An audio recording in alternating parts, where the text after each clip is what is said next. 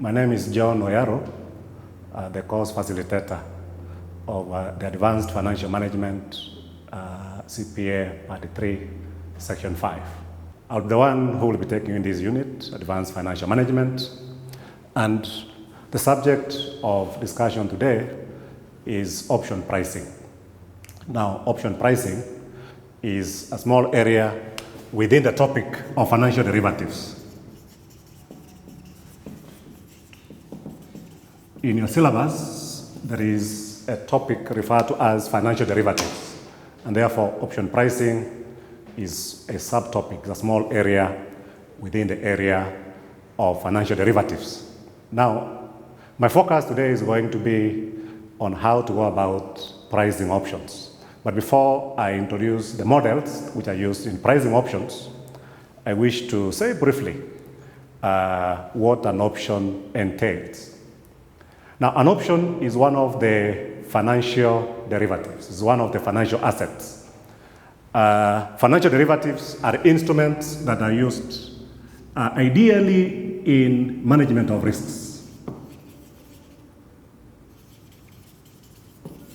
Derivatives are instruments which are ideally applied in the management of risks. In other words, derivative instruments are applied in hedging of risks. But again, they may be applied in reducing costs and as well, can also be applied in enhancing returns. So derivatives can be applied in hedging of risks, reducing of costs, as well as enhancing of returns.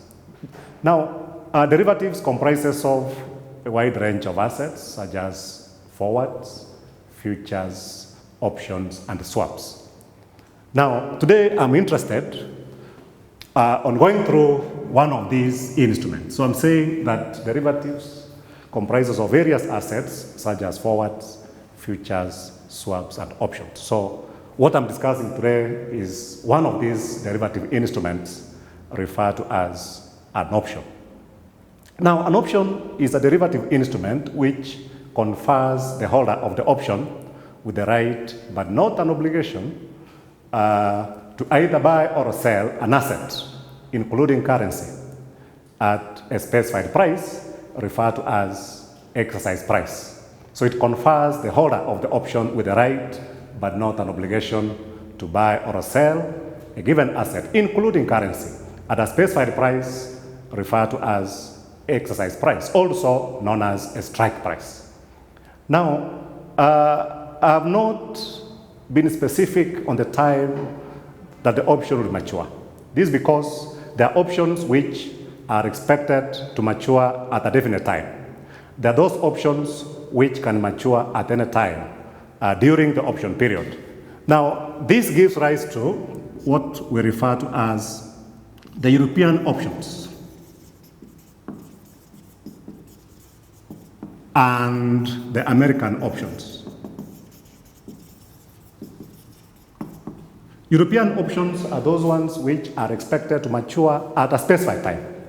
In other words, the options are expected to be exercised at a specified time period, maybe 3 months, after 6 months, or 9 months, or 1 year, and so forth and so on. But unlike the European options, American options can be exercised at any time during the option period.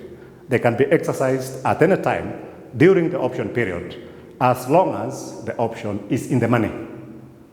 When we say an option is in the money, means that the option, when exercised, the holder of that option will earn a profit if the option is exercised. So I'm saying that European options can be exercised at a defined period of time. American options can be exercised at any time during the option period.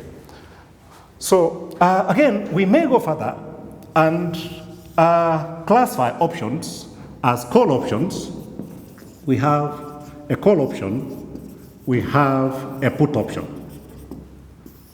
I've generally given an overview of these two, what they are. But specifically, we may have a European call option.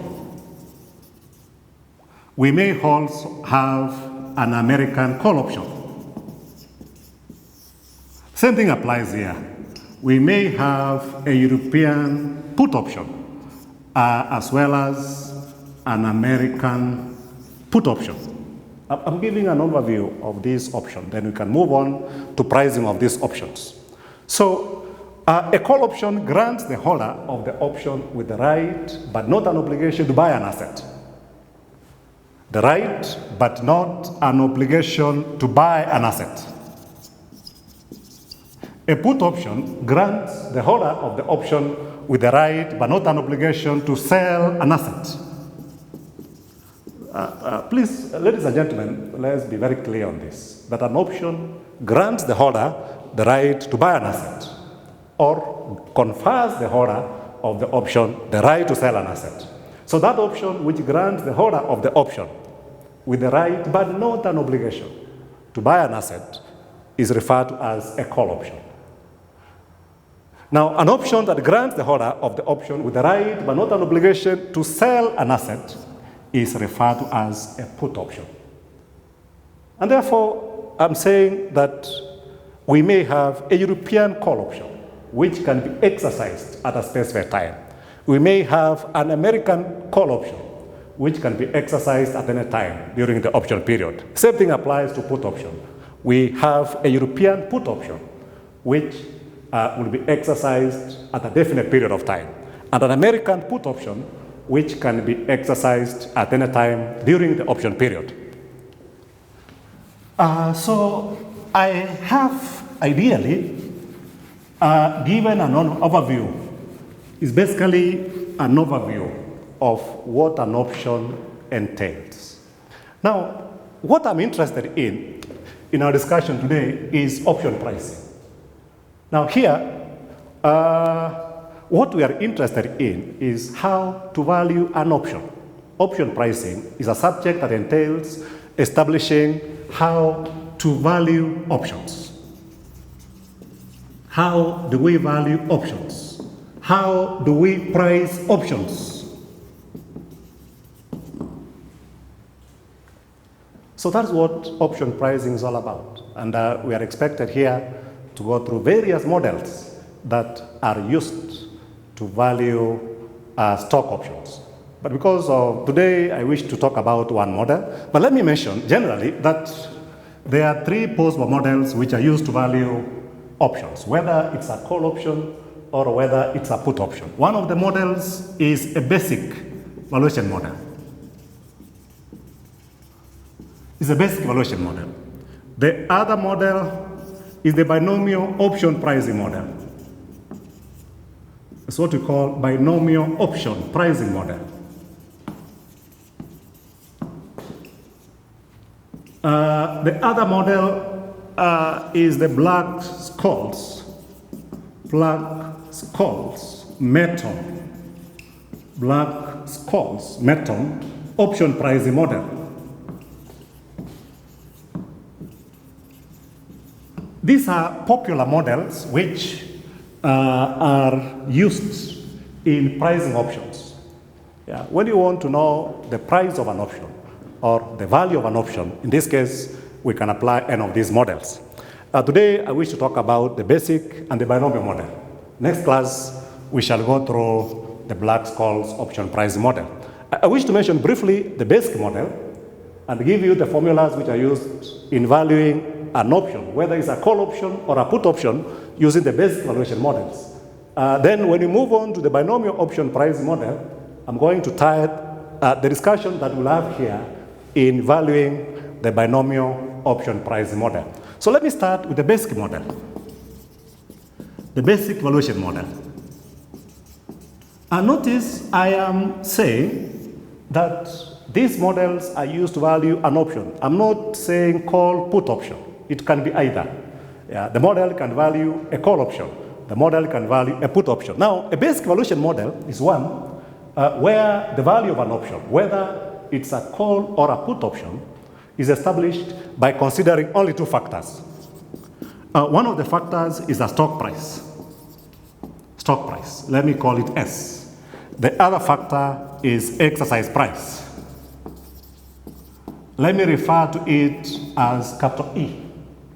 So when we use the basic model, we value stock options by considering only two factors.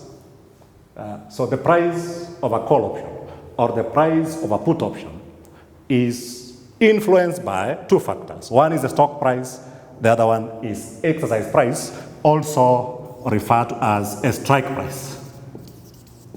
Exercise price is also referred to as a strike price, the price at which the option will be exercised at. Now, when we look at the first factor, a stock price, if the stock price goes up, the value of a call option will go up. In other words, the higher the stock price, the higher the value of a call option, and the vice versa.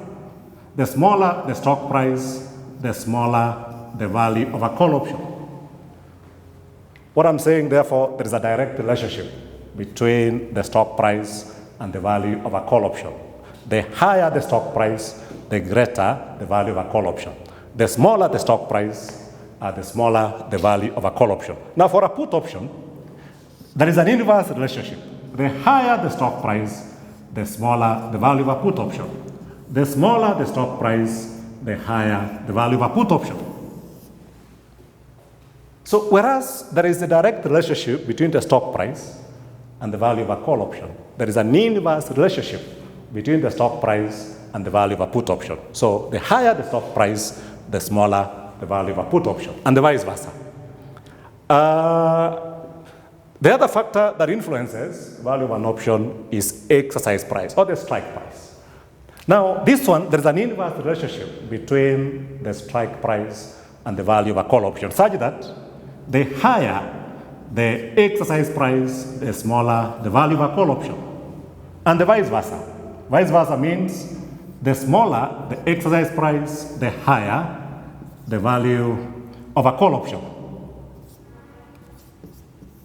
There is an inverse relationship.